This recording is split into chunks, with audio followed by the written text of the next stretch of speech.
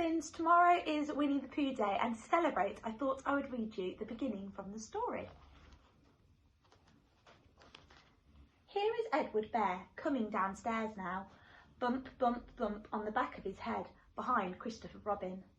It is, as far as he knows, the only way of coming downstairs, but sometimes he feels that there really is another way.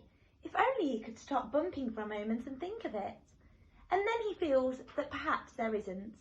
Anyhow, here he is at the bottom and ready to be introduced to you, Winnie the Pooh. When I first heard his name, I said, just as you were going to say, but I thought he was a boy. So did I, said Christopher Robin. Then you can't call him Winnie. I don't.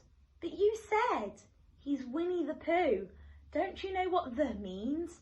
Ah, yes, now I do, I said quickly, and I hope you do too, because it is all the explanation you are going to get.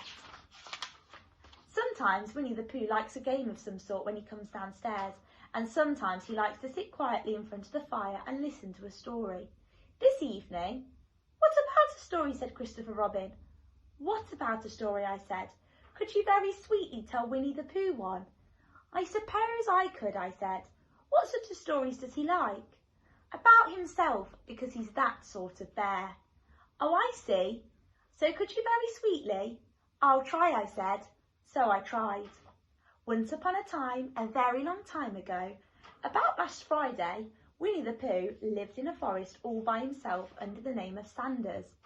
What does under the name mean? Asked Christopher Robin. It means he had the name over the door in gold letters and lived under it. Winnie the Pooh wasn't quite sure, said Christopher Robin. Now I am, said a growly voice. Then I will go on, said I. One day when he was out walking, he came to an open place in the middle of the forest, and in the middle of this place was a large oak tree, and from the top of the tree there came a loud buzzing noise. Winnie the Pooh sat down at the foot of the tree, put his head between his paws and began to think. First of all, he said to himself, that buzzing noise means something. You don't get a buzzing noise like that, just buzzing and buzzing without it meaning something.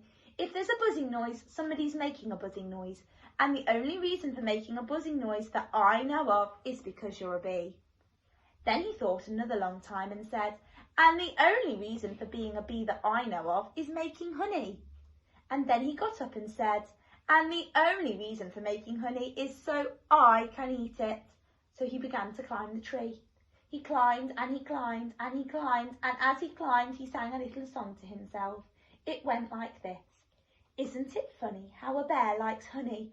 Buzz, buzz, buzz, I wonder why he does. Then he climbed a little further and a little further and then just a little further. By that time he had thought of another song. Isn't it funny, thought, that if bears were bees, they'd build their nest at the bottom of trees. And that being so, if the bees were bears, we shouldn't have to climb up all these stairs. He was getting rather tired by this time, so that is why he sang a complaining song. He was nearly there now, and if he just stood on that branch, crack! Oh, help, said Pooh, as he dropped 10 feet on the branch below him. If only I hadn't, he said, as he bounced 20 feet onto the next branch. You see what I meant to do, he explained, as he turned head over heels and crashed onto another branch 30 feet below. What I meant to do, of course, it was rather, he admitted, as he slithered very quickly through the next 6 branches. It all comes, I suppose, he decided, as he said goodbye to the last branch, spun around 3 times and flew gracefully into a gorse bush. It all comes of liking honey so much. Oh, help! I hope you enjoyed the start of that story. Bye!